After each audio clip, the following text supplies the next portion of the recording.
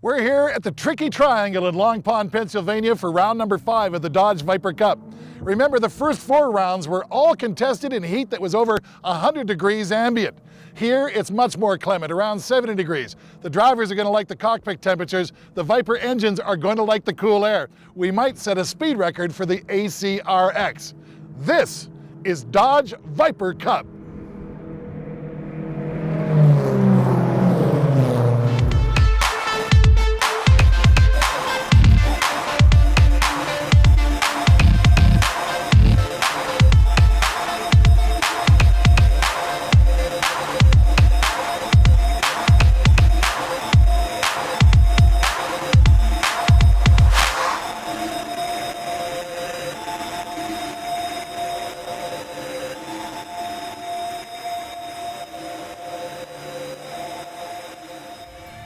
Welcome everybody to an absolutely glorious, slightly cool day here at the Tricky Triangle. I'm Greg Creamer. You've already met Tom Natchew. Practice and qualifying have shown us this should be a great weekend of racing, so let's get right to it.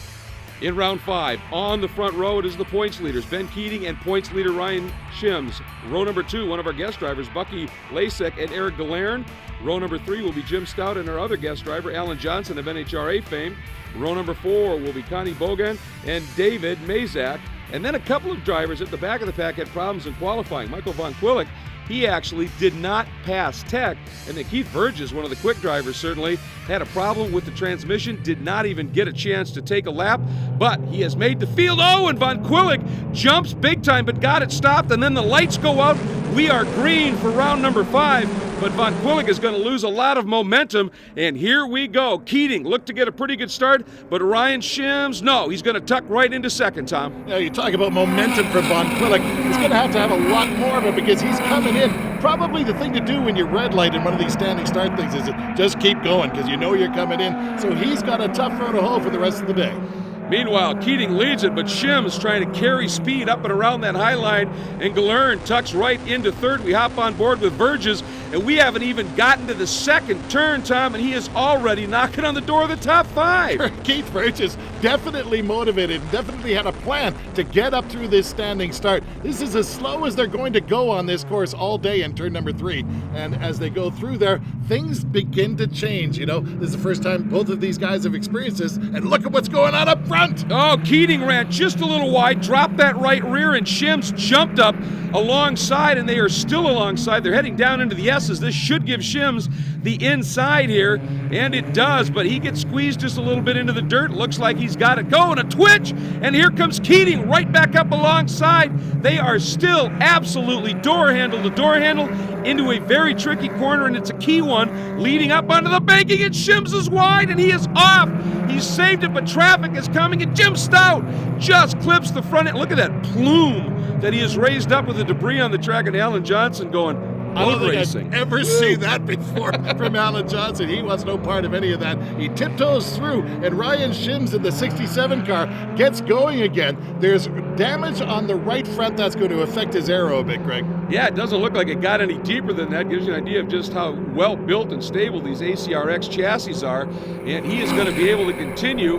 But we do have, it looks like we may be seeing a caution here. That is Keating, and Verges, though, into second already. We hop on board with Galern, who now is sitting in third and probably amazed that Verges, who we knew started at the back, is through. All 3 of these guys are guys we saw at VIR at rounds number 1 and 2 and knew that they would be players in the championship. But with such a different track, such a different atmosphere, it looks like the cream has risen to the top once again. And remember, Ryan Shims, the youngster, was right in there at the very beginning, and that was a game of literally millimeters, Greg. Oh, it was some great racing, and then he just overcooked it a little bit into the turn, but certainly showing some good aggression early in the going. Here is Keating, and now he's got some time to think about it here with that caution coming out, but he now knows he is going to be in for a battle.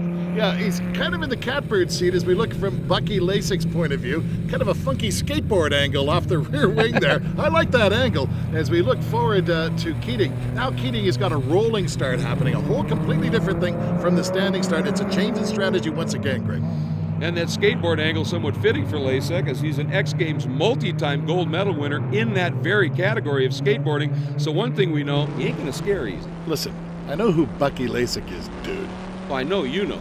Well, my son told me. Exactly. He's a big deal in the skateboard world. He really is. And right up there in the legacy of skateboarding in North America. Thrilled to have him here. Is at a site we haven't seen yet, Greg. There's that beautiful pace car from Dodge. Dodge Challenger on the prowl out there, and here is your current lineup very early in the going. We'll be back. One of the most beautiful settings you can imagine, the Pocono Mountains, the Tricky Triangle, one of the most challenging of tracks, and the Dodge Viper, one of the most exciting of cars, and it is all going to be shattered, this peaceful calm, because all of these big V10s about to be unleashed. The lights out in the Dodge Challenger pace car, and Ben Keating going to be bringing them around, but this time he's got a very aggressive Keith Verges on his 6. Yeah, not only Keith Verges having a great day, but Michael Von Quillick just dodged a big bullet by having that whole exchange happen under yellow. So now he's got a chance to go from the back of the pack, but this is a whole new dynamic, Greg. It's the first rolling restart on this big track, and the first time that they're actually out there on not quite hot tires. And take a look there, Verges right away, going down low, trying to make something happen. If nothing else, ooh, a little wiggle by Verges, so he is definitely on the edge, trying to rattle Keating just a little bit. And there you have a look behind him at Eric Galern in that beautiful green Viper, currently sitting in 3rd. It's been a busy time for him with the goings-on in the Gulf and the role he's been playing there. Missed him for a couple of rounds because he's one of those great Americans who's actually cleaning things up down there, and he's been busy full-time 7 days a week, so hats off to Eric Galern, but you know what? We're glad to have him back. Absolutely we are, and he's glad to be racing, and Keating runs just a little bit wide there, and here's an opportunity for Verges. Verges takes a look, but he's on the wrong side of the track as they head into that right-hander. So at this stage now, he just tucks right back in behind Keating, and he and Verges now are going to go through this next series of corners. The S's, these are very key. You've got to get through them clean because it sets you up that turn 8 that leads you back up onto the banking, and you've got to carry every bit of momentum you can. There's Galern, chased hard by Bucky Lasek, and Galern going to make his way up and onto the track. And one of the interesting things here is we asked Mr. Galern a little bit earlier to explain his road to the Cup. It's about 5 years ago I got involved with SCCA Racing and in a spec series car. And then I bought a 97 Viper GTS that I raced in GT1. And I did that for a couple of years. And when I found about the acr-x coming out, I said, hey, this is a natural racing machine. It's got great acceleration, set up properly, it handles the turns beautifully. And when you wheel a wheel, there's nothing like it. Well, I think the combined straightaways, we got 3,000 feet here and 4,000 on the back straightaway with the turn in between. So, I mean, we're doing 160, 165 coming into that turn.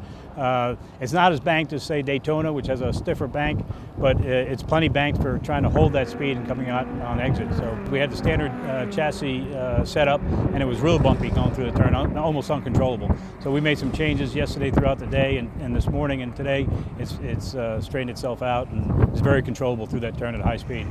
I'm very excited. That's all I was thinking about when we were killing that well is racing here. So I've got a bunch of college buddies that are coming down from Boston University from years ago.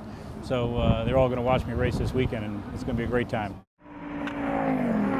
So he's got a cheering section on hand as well. That always makes it very, very special. And it was interesting to hear what he was saying about this track and the fact that it is bumpy in spots, even up on these smooth, high banks. And it's an interesting layout, isn't it, Tom, where you've got, you're using basically half of this massive speedway, and then you cut it off and you go into some incredibly twisty bits. And Bucky Lasek, did he get a run coming out of that first turn? He's got the inside down into the tunnel turn, and he is through.